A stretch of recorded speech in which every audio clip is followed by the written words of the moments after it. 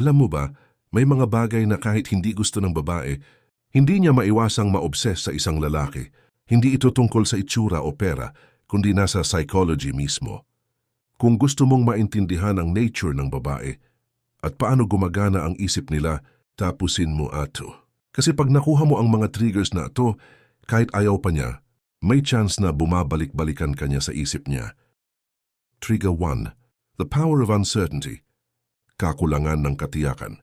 Isa sa pinakamalakas na psychological trigger sa babae ay uncertainty.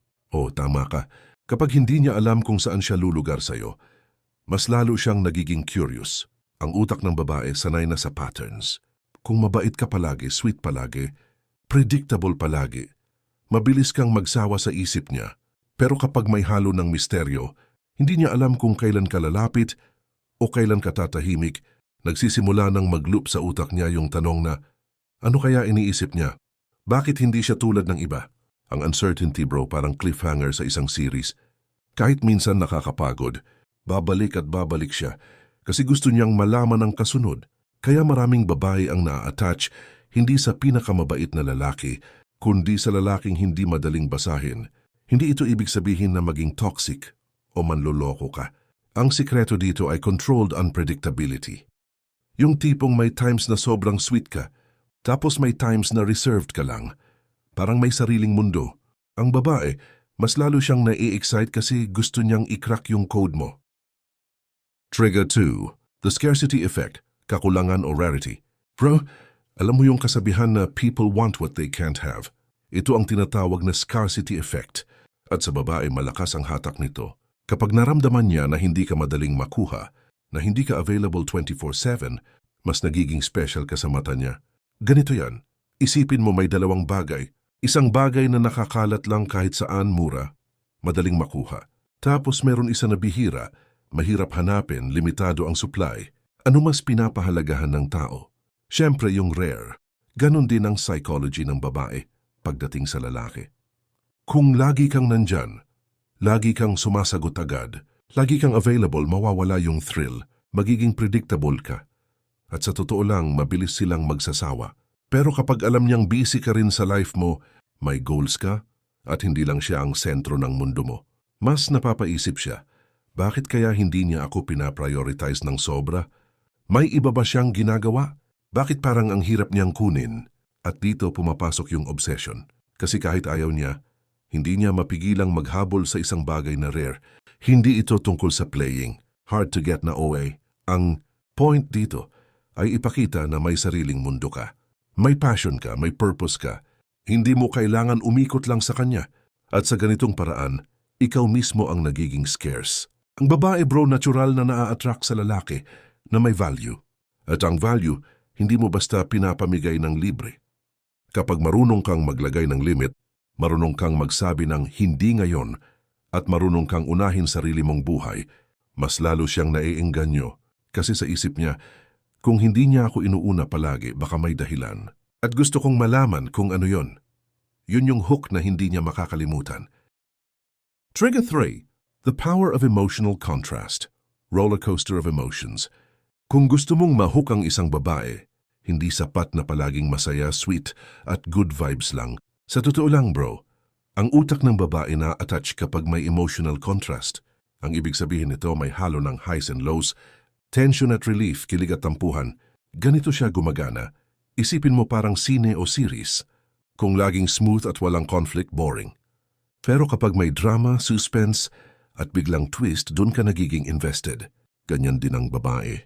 Kapag nararamdaman niya ang iba't ibang emosyon habang kasama ka, mas malalim ang kapit sa isip niya. Kaya nga may mga babae na kahit ayaw na nila sa isang lalaki, dahil toxic, bumabalik pa rin. Bakit? Kasi yung emotional roller coaster na binigay ng lalaking yon, nakaukit na sa isip nila. Hindi ko sinasabi na maging toxic ka, ha?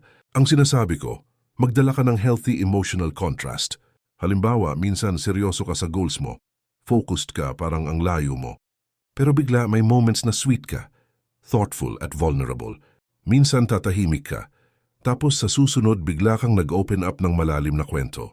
Yung ganitong swing ng emosyon, parang emotional roller coaster na nakaka-addict. Ang sikreto dito, balance. Huwag kang maging flatline na predictable, pero huwag ka ring maging toxic na puro gulo at selos. Ang tamang timpla ay yung may mystery. May lambing, may seryoso, may konting distance. Sa ganitong paraan, ramdam ng babae na buhay ka talaga at hindi scripted. At kapag nasanay siya sa contrast na ibinibigay mo, mahihirapan siyang bitawan ka. Kasi hindi lang isa ang kulay ng emosyon na nararamdaman niya sa'yo, kundi parang buong spectrum. At tandaan mo bro, ang isang babae, mas naiengganyo hindi sa lalaking perfect, kundi sa lalaking nagbibigay ng journey na hindi niya makakalimutan. Trigger 4. The Validation Withdrawal Cycle. Pagbibigay at pagbawi ng atensyon, isa sa pinakamalakas na nagtitrigger ng obsession sa babae ay yung tinatawag na validation withdrawal cycle. Simple lang pakinggan, pero malupit ang epekto. Ganito yon. Kapag binigyan mo siya ng validation papuri, effort, attention, mararamdaman niya na special siya. Pero kapag bigla kang umatras o binawasan mo ng kaunti ang attention na yon, magsisimula siyang maghanap-hanap. Psychologically, parang reward system ito ng utak. Kapag may reward, attention mo, may dopamine. Kapag biglang nawala, parang craving at mas lalo siyang naiengganyo kasi gusto niyang makuha ulit yung pakiramdam na yon. Isipin mo parang sa social media, kapag may notification, natutuwa ka. Pero kapag walang dumating, parang may kulang at babalik ka ulit para mag-check. Ganon din sa babae. Hindi ito tungkol sa pagiging manipulative, kundi sa pag-unawa na ang tao ay natural, na naghahabol sa kung ano yung paminsan-minsan lang ibinibigay. Kung palagi kang nagbibigay ng validation, nawawala ang halaga, parang tubig na sobra-sobra. Hindi na pinapansin, pero kung paminsan-minsan, saktong bigay lang mas pinapahalagahan. Halimbawa, minsan papansinin mo siya ng sobra, tatawa ka sa jokes niya, pupurihin mo siya. Pero sa ibang araw, parang chill ka lang, reserved, focus sa sarili mong mundo. Mapapaisip siya, bakit kahapon todo siya sa akin tapos ngayon parang wala lang? Ano bang nasa isip niya? At dun pumapasok yung cycle ng paghahanap. Kasi ang point dito bro, hindi mo kailangan maging cold. Kailangan lang marunong kang magbalanse. Yung attention mo parang rare reward. Kapag marunong kang gumamit ng timing sa pagbibigay at pagbawi ng validation, hindi niya mamamalayan na unti-unti siyang nahuhulog at nae-obsess. Trigger 5. The challenge factor. A natural attraction sa pagsubok. Bro, tandaan mo to, hindi na-attract ang babae sa sobrang dali. Kapag pakiramdam niya na wala siyang kailangang effort para makuha ka, mabilis din siyang mawawala ng gana. Ang babae, psychologically wired na mas na-excite kapag may challenge. Isipin mo parang game. Kapag sobrang dali ng laro, hindi ka magtatagal. Pero kapag may levels, may obstacles, at may reward sa dulo, doon ka nahuhumaling. Ganyan din sa babae.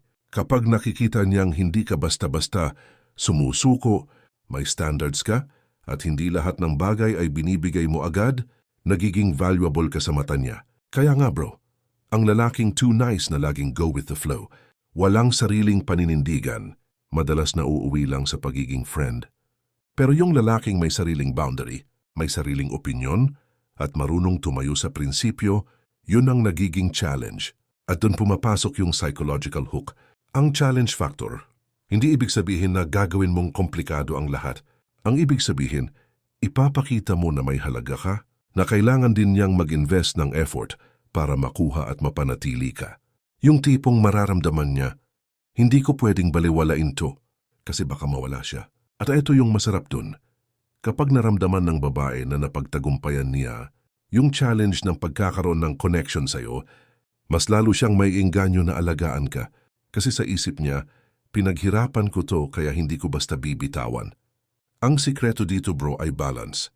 Huwag mong gawing imposible, pero huwag mo ring gawing libre.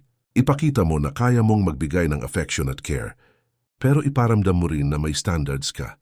At hindi lahat ay basta-basta makukuha. At kapag na-master mo ang challenge factor, kahit ayaw pa niya sa una, magugulat ka na lang na paulit-ulit ka na niyang iniisip. Trigger 6. The vulnerability window. Pagpapakita ng kahinaan sa tamang oras. Bro, maraming lalaki ang iniisip na para magustuhan ng babae, kailangan palagi silang malakas, palaging alpha, walang kahinaan. Pero sa psychology ng attraction, kabaliktaran ng totoo. Isa sa pinakamalakas na trigger ay yung tinatawag na vulnerability window, yung pagpapakita ng tamang dami ng kahinaan sa tamang oras. Ganito yan, kapag palagi kang parang bato na walang emosyon, nagiging distant ka. O pwede kang respetuhin, pero mahirap kang i-connect emotionally.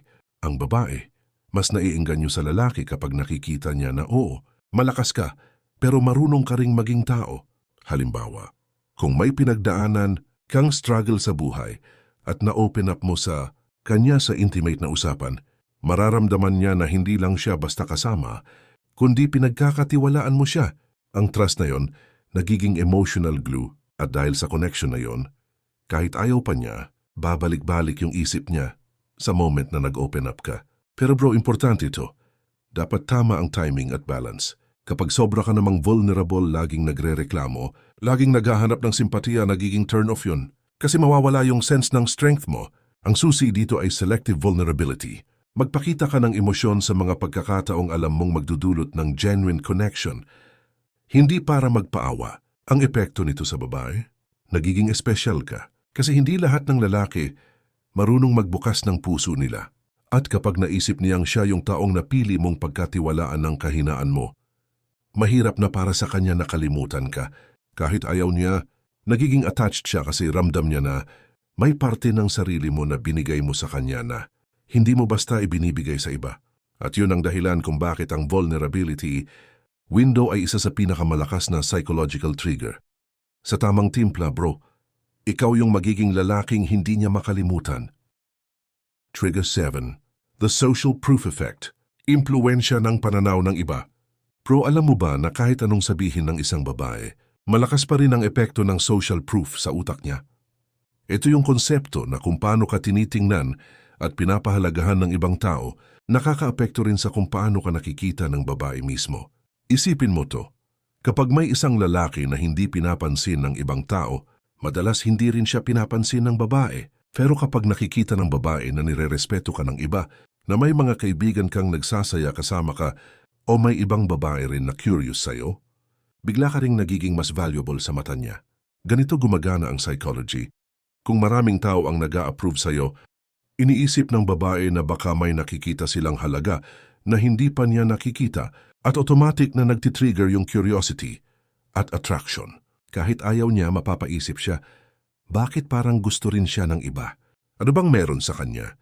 Ito rin ang dahilan kung bakit yung mga lalaking may sariling buhay, may network, may respect galing sa ibang tao, ay mas hindi madaling kalimutan.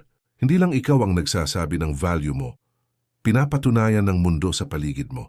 Ang social proof, bro, hindi lang tungkol sa pagpapakita na may ibang babae. Mas malawak ito. Pwedeng sa career mo, sa hobbies mo, sa paraan ng pakikitungo ng mga kaibigan mo sa'yo. Kapag nakikita ng babae na ikaw ay isang taong may respeto at may halaga sa community, automatic na tumataas din ang tingin niya sa'yo. And dito nagiging tricky kasi kahit ayaw niya, kahit pilit niyang i-ignore, yung imahe mo na respected, valuable at wanted ng iba, babalik at babalik sa isip niya at yun ang magpapa-obsess sa kanya. Kaya kung gusto mong maintindihan ang nature ng babae, tandaan mo, hindi lang yung one-on-one connection ang nagmamatter, yung social image mo, yung reputation mo, at kung paano ka dinadala sa mundo, lahat yon ay malakas na psychological trigger. Ngayon bro, natutunan mo na yung 7 psychological triggers na kahit ayaw pa ng babae, pwedeng magpabalik-balik ka sa isip niya.